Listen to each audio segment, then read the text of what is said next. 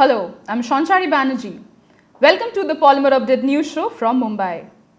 While the world is worried about the plunge in global crude oil prices, we have global energy expert Vandana Hari, founder of Vanda Insights, sharing her views on the recent drop in crude prices exclusively with Polymer Update.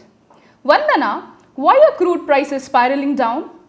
So, there was a big piece of bearish news out of a meeting between the Saudi and Russian energy ministers in St. Petersburg, Russia on Friday.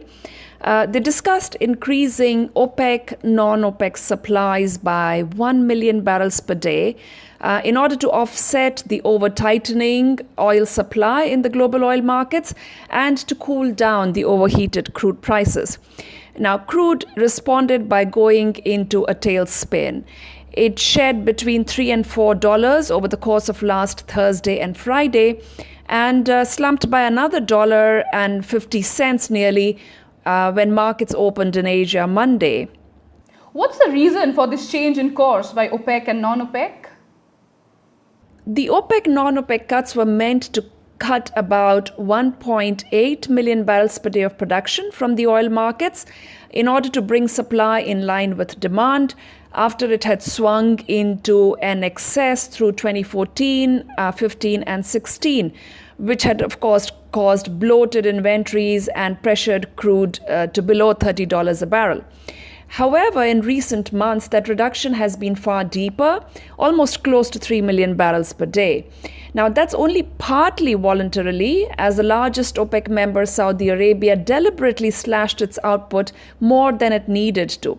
But more importantly, it's because of involuntary declines amongst several members in OPEC as well as the non-OPEC camps. Venezuela is a big reason. Its production has been falling short of its ceiling by nearly 500,000 barrels per day. Other producers, including Angola within OPEC and Azerbaijan, Kazakhstan, and Mexico within non-OPEC, have also been falling short of their quotas. So, is this a done deal? Increasing supply by about 1 million barrels per day or any other number that they decide upon will first need to be agreed by the OPEC and non-OPEC ministers who are scheduled to meet in Vienna on the 22nd of June. It's going to be a tough meeting since only a few producers actually have the capacity to raise output. That means most of the increase will have to come from Russia and Saudi Arabia. The two together are the biggest producers, of course, and they have cut production by about 900,000 barrels per day combined. Now, their peers who cannot raise production are likely going to lose out, not only in terms of market share, but also because their revenues will decline as more supply cools off crude prices. We can expect these members to prevail on Saudi Arabia and Russia to be more cautious in how much they add to the market. Thank you, Vandana, for speaking with us. That's all for today. Thanks for watching.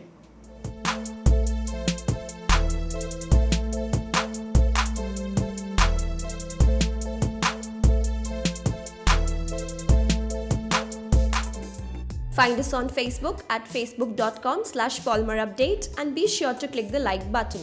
You can also find us on Twitter at polymerupdate. For the latest news from the plastics and petrochemicals industry, subscribe to our YouTube channel and do not forget to hit the bell icon.